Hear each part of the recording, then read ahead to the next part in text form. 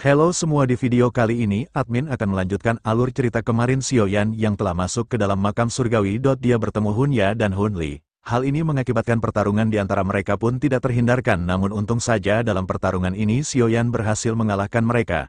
Namun ketika Xiaoyan akan menghajar mereka, badai yang sangat besar pun muncul. Hal ini membuat Xiaoyan dan Sun Er mereka pun memilih melarikan diri. Akhirnya Xiaoyan pun sekarang tiba di gerbang menuju ke lantai 3 yang ternyata telah ada semua orang yang berada di tempat ini, namun mereka semua orang pun terjebak. Sun Er bertemu salah satu jenderal dari klan Gu Qiang. Sun Er bertanya apa yang terjadi. Sun Er mengatakan Gu Qiang yang apa yang sebenarnya terjadi di sini. Gu Qiang pun menjelaskan badai energi yang belum pernah terlihat selama 1 abad akan segera datang. Satu-satunya cara untuk bertahan hidup adalah masuk ke lantai 3. Namun Gu Qiang berkata kita tidak bisa masuk ke lantai 3. Tirai energi ini telah menjadi padat dan kokoh, kita tidak bisa masuk ke dalam lantai 3. Yang ternyata lantai 3 sekarang energinya telah padat seperti kristal yang membuat tidak bisa masuk. Untuk sekarang kita semua harus bekerja sama menghancurkan tirai energi ini, barulah kita akan selamat. Jika tidak kita akan dihajar oleh badai energi itu dan kita akan mati semua.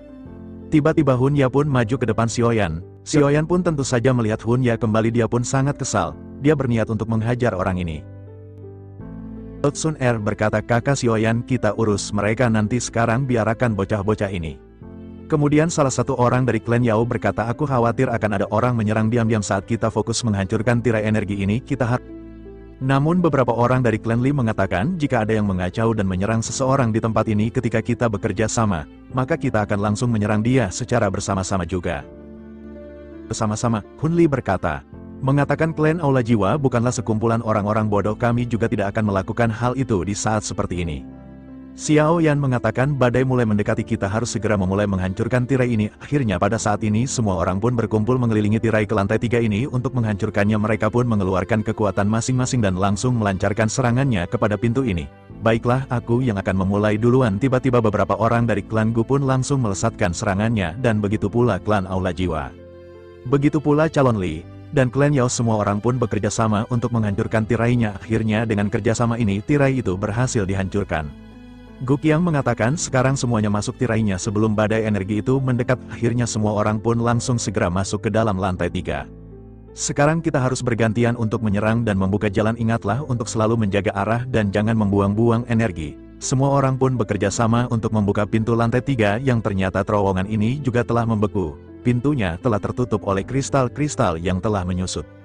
Sun Er pun mengatakan badai energi tidak akan bisa masuk selama kita terus membuka jalan di depan. Ayo segera kita cepat pergi. Salah satu orang dari klan Li pun mengatakan baik, setelah kita melewati ini barulah kita bisa aman. Namun ketika mereka akan masuk dan menuju ke lantai 3, ternyata pintu kristal itu semakin menyempit, dinding kristalnya menyatu, pintu masuknya menghilang. Xiaoyan yang melihat ini dia terkejut, sebenarnya apa yang terjadi. Ruangan-ruangan pintu menuju lantai 3 pun terus menyempit, kristal-kristal itu terus tumbuh. Hal ini membuat semua orang yang berada di tempat ini mereka terjebak. Xiaoyan pun mengatakan jika kita terus di sini maka kita akan terkubur hidup-hidup. Ketika mereka terjebak dalam ruangan tersebut, mereka pun merasakan ada suara aneh. Mereka bertanya-tanya suara apa itu, sepertinya ada sesuatu di balik dinding yang baru saja aku hancurkan. Tiba-tiba muncul beberapa ekor ular yang sangat mengerikan di dalam tempat ini. Hal ini membuat semua orang pun sangat terkejut. Gu Qiang pun mengatakan serangga pelahap kuno, bagaimana bisa binatang seperti itu ada di tempat ini? Diceritakan ini adalah hewan yang sangat mengerikan. Xiaoyan pun mengatakan serangga yang menjijikan ini disebut serangga pelahap kuno. Binatang seperti apa ini sebenarnya?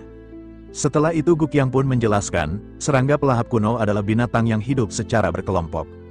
Mereka bisa menelan segala hal dan kemudian mereka akan mengeluarkan energi yang murni. Sun Er yang melihat binatang ini dia pun sangat ketakutan karena binatang ini melahap apa saja. Kemudian orang-orang dari klan Yao mereka berkata, apakah mereka yang telah memperbaiki dinding kristal ini? Ini kecepatan yang sangat luar biasa, sepertinya semua dinding kristal ini jangan bilang terbentuk dari energi yang dia keluarkan. Apakah kita akan terjebak di sini? Yang ternyata kristal-kristal dibuat dalam ruangan ini diciptakan oleh makhluk itu. Kemudian cerita pun berpindah kepada Hunya. Dia yang melihat jalannya telah tertutup, dia pun sangat marah, kenapa kalian diam saja? Aku tidak ingin mati di tempat ini, ayo kita hancurkan segera kristal ini. Saat semua serangga ini berkumpul maka kita semua akan menjadi makanan mereka dan tidak ada yang akan tersisa. Dan terlihat beberapa orang dari klan Li mereka pun segera mengikuti perintah Hunya. Mereka pun mencoba menghancurkan setiap kristal yang ada di depan. Itu memang. Kita harus segera mengalahkan mereka. Ayo kita hancurkan kristal ini, aku juga akan membantumu, ayo semua hancurkan.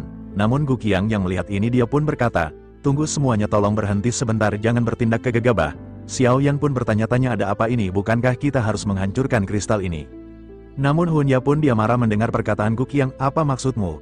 Kita sedang bertarung dengan waktu, kalau kau tidak ingin membantu lebih baik kau diam saja, bocah epik. Namun Gu Qiang menjelaskan serangga pelahap kuno bisa menelan segala jenis energi termasuk energi dari serangan kalian. Kalau kalian menghancurkan dinding kristalnya secara membabi buta, maka itu hanya akan merangsang mereka menjadi lebih ganas. Xiao Yan yang mendengar hal ini pun tentu saja dia sangat terkejut. Dan terlihat di sini orang-orang dari klan Si mereka pun sangat terkejut, serangan mereka malah dilahap oleh makhluk mengerikan ini. Dan tidak hanya itu, makhluk mengerikan ini muncul di semua tempat setelah menerima serangan bertubi-tubi dari orang-orang di tempat ini. Kemudian melihat hal ini Hunya dia terkena mental, kenapa jumlah mereka malah semakin banyak bukan malah menghilang akibat serangan ini. Mereka menjadi lebih banyak, dan bahkan tidak hanya itu, ruangan di tempat ini semakin menyempit, bukannya mencari jalan namun ruangan ini semakin akan mengubur mereka. Melihat makhluk mengerikan ini Sun Er pun benar-benar ketakutan, aku sangat takut, serangga itu terlihat sangat mengerikan, dia pun bersembunyi di belakang Xiao Yan yang melihat Sun Er dia ketakutan, dia berkata, ayang tenang saja, lihatlah aku akan membakar mereka semua. Akhirnya Xiao Yan pun menggunakan api 3000 terbakar untuk melawan mereka yang membuat mereka pun hangus seketika. Melihat hal ini Gu Qiang pun dia mengatakan, tunggu. Xiao Yan, kau bisa membakar serangga ini. Xiao Yan pun menyadari dia bisa mengalahkan serangga ini menggunakan api surgawinya. Benar juga, aku barusan telah membakar mereka. Sun Er, terima kasih, sekarang aku jadi punya ide yang bagus akhirnya. Xiao Yan pun dia mengeluarkan api surgawi lebih besar dan membakar setiap serangga mengerikan yang ada di tempat ini. Melihat hal ini semua orang pun sangat senang karena serangan ini berhasil dihancurkan oleh api surgawi ini. Benar-benar berhasil, ternyata meski serangga ini menelan segala jenis energi, tetapi mereka tidak akan bisa melawan panasnya api surgawi, mereka berhasil dibakar. Kemudian cerita pun berpindah kepada Hunya, dia pun tersenyum, aku tidak memiliki api seperti itu, jadi semuanya bergantung kepada kalian yang memiliki api surgawi. Kemudian orang-orang dari klan Yao pun mengatakan, hah, bukankah kau masih bisa menggunakan senjata dari aula jiwa, pada akhirnya kau sama sekali tidak ingin membantu, benar-benar kalian tidak berguna. Yang ternyata orang dari klan Yao ini memiliki api surgawi. Api surgawi ini berwarna ungu pekat, dia berasal dari klan Yao. Dia bernama Yao King. Api surgawi peringkat ke-10 Nine Serene, dia pun mengatakan, tidak kusangka aku akan menggunakan ini hanya untuk membunuh para serangga sialan ini, jika aku tidak melakukannya kita tidak akan terjebak. Kemudian cerita pun berpindah kepada wanita yang sebelumnya telah berbentrokan dengan Xiao Yan berasal dari klan Yan. Yang ternyata dia juga pemilik api surgawi, yang sudah kita ketahui dia pun sempat berbentrokan api surgawi dengan Xiao Yan. Dia pun mengatakan, kalau kau membutuhkan api untuk membuka jalan, maka aku juga akan membantu kalian. Dia berasal dari klan Yan bernama Haozi, dan memiliki api surgawi peringkat ke-8 Red Lotus Flame. Kemungkinan api surgawi ini lebih kuat dibandingkan Xiao Yan. Pantas saja waktu itu Xiao Yan pun sempat terpental. Xiao Yan pun yang melihat ini dia pun terkejut, ternyata wanita itu memiliki Red Lotus. Cerita pun berpindah kepada Xiao Yan, sekarang aku juga akan membantu kalian. Akhirnya di sini Xiao Yan pun dia mengeluarkan semua api surgawi yang dia miliki sebagai unjuk gigi dan sebagai menunjukkan bahwa dia alkemis terkuat yang ada di Jawa. Kalian bertugas menghancurkan dinding kristal itu agar tidak tertutup, serahkan serangga ini semuanya kepadaku. Api surgawi peringkat 19 Grand Lotus Core Flame. Api surga 14 Palm Heart Flame. Api surgawi peringkat 11 Bonciling Flame. Api surgawi peringkat 9 3000 Burning Flame. Dengan seketika Xiao Yan pun mengeluarkan semua api surgawi membuat orang-orang pun sangat terkejut, mereka pun mengatakan kemampuan pengendali api ini sangat bagus. Namun di sini orang-orang aula jiwa pun tidak mengakui kemampuan Xiao Yan, apa bagusnya lakukan hal itu. Di sini semua orang pun bekerja sama untuk menghancurkan setiap kristal-kristal dan juga makhluk yang mengerikan yang menciptakan kristal ini dengan api surgawi. Xiao Yan pun berhasil menghancurkan dan menghanguskan banyak dari makhluk mengerikan ini. Hal ini tentu membuat semua orang pun sangat bahagia, ini berhasil, sepertinya kita bisa keluar dari tempat ini. Cerita pun berpindah kepada Xiao Yan yang tidak henti menghancurkan kristal dan juga menghancurkan monster-monster ini, bahkan akibat Xiao Yan terlalu banyak mengeluarkan api surgawi secara bersama-sama, membuat Xiao Yan terus memuntahkan darah. Sialan, luka dari pertarungan sebelumnya belum pulih ini memang sangat menyakitkan. Cerita pun berpindah kepada Hunya dan Hunli, kenapa rasanya ada semakin banyak serangga mendekat. Kalian yang menggunakan serangan api surgawi lewati tempat ini dengan cepat. Jika tidak kita semua akan mati di tempat ini. Segera hancurkan tebing-tebing itu. Cerita pun berpindah kepada Sun Er yang khawatir melihat Xiao Yan yang telah kelelahan. Dia pun mengatakan, kakak Xiaoyan cepat ambil ini, yang ternyata itu adalah bola energi dari jiwa-jiwa yang sebelumnya telah dikalahkan Sun Er. Xiaoyan tersenyum dan mengatakan ini adalah bola energi. Di saat itu juga Xiaoyan pun langsung memakan batu energi ini. Hal ini membuat semua orang pun kebingungan mengapa dia langsung memakannya. Dia memakan secara langsung, apakah ini cara baru untuk menyerap energi?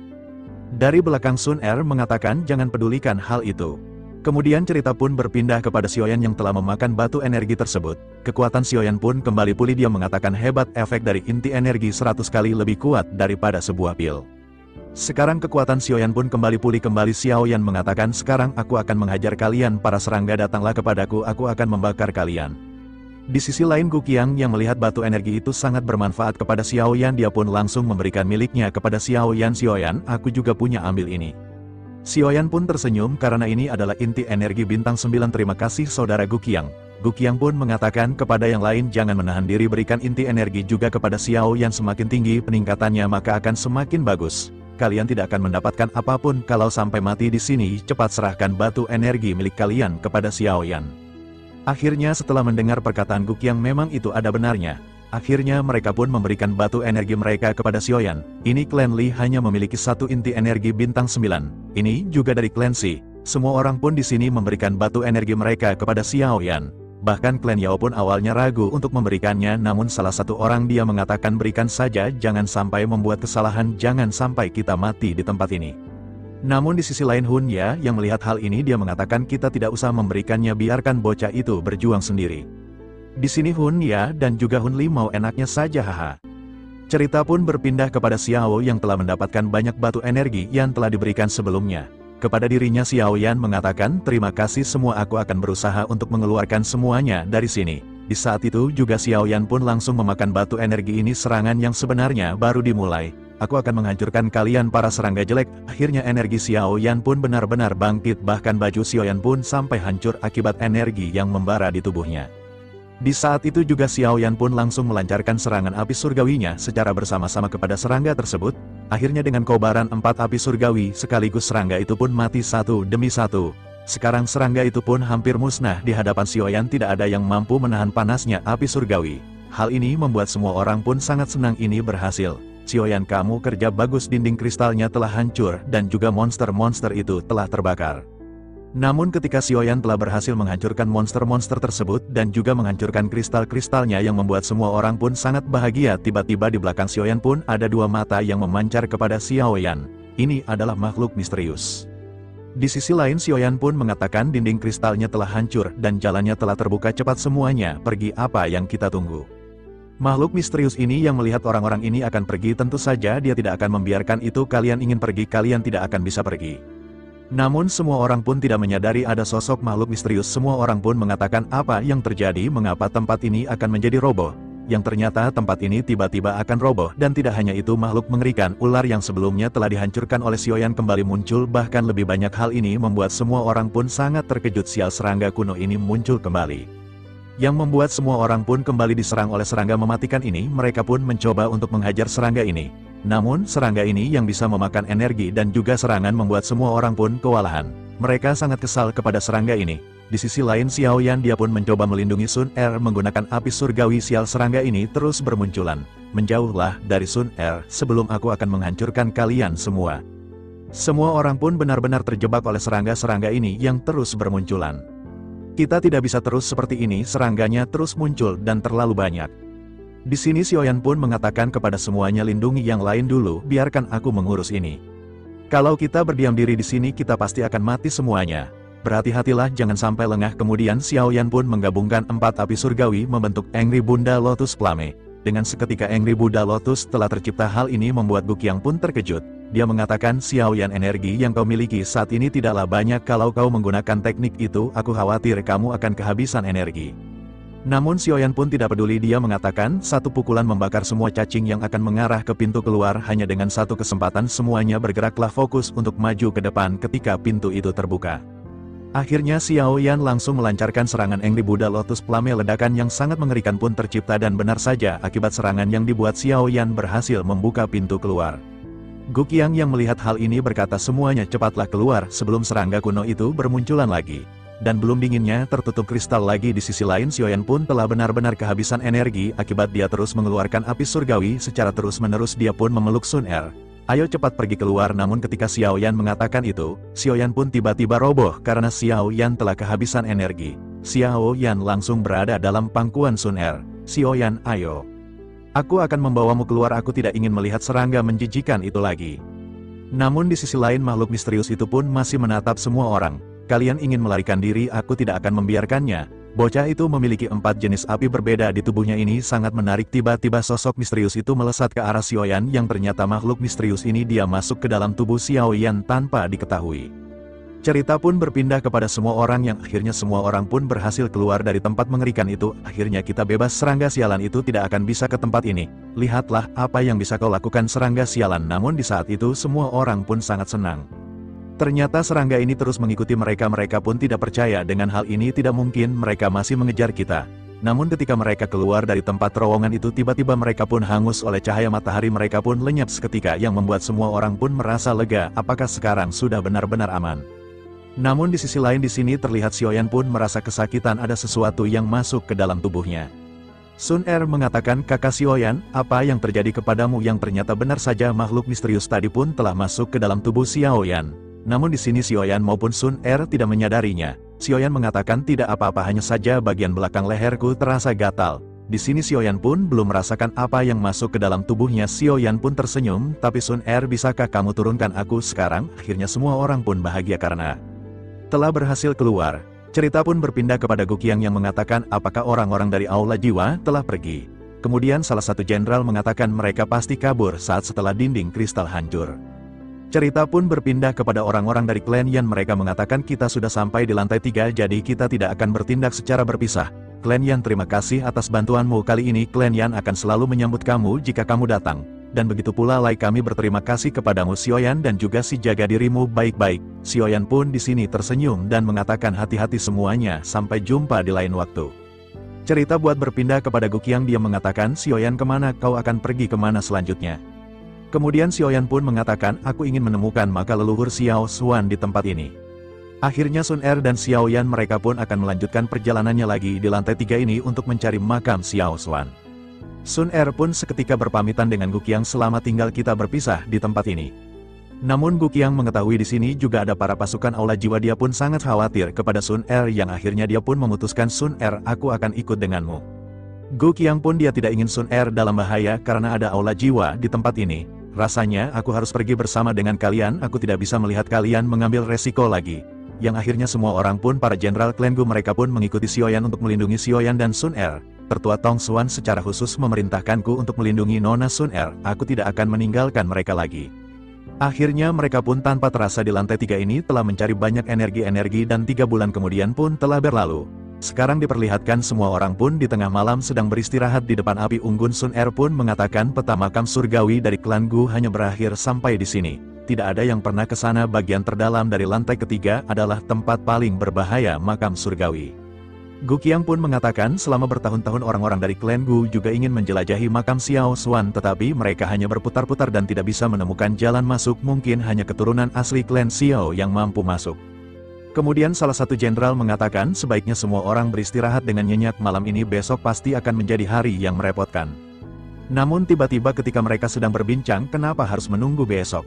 Aku sudah lama aku tidak kedatangan tamu. Tiba-tiba ada sosok misterius yang membuat Xiaoyan pun sangat terkejut. Siapa itu yang telah muncul? Tiba-tiba sosok bayangan pun muncul di atas bulan dengan kobaran api. Dia pun mengatakan, aku sudah lama sekali tidak ada tamu untuk bermain. Xiaoyan pun melihat orang itu, apa kekuatan ini, apakah dia seorang bangseng? Yang akhirnya di sini Xiaoyan pun menemukan tubuh jiwa seorang bangseng, yang bahkan di sini tubuh jiwa itu seperti manusia asli.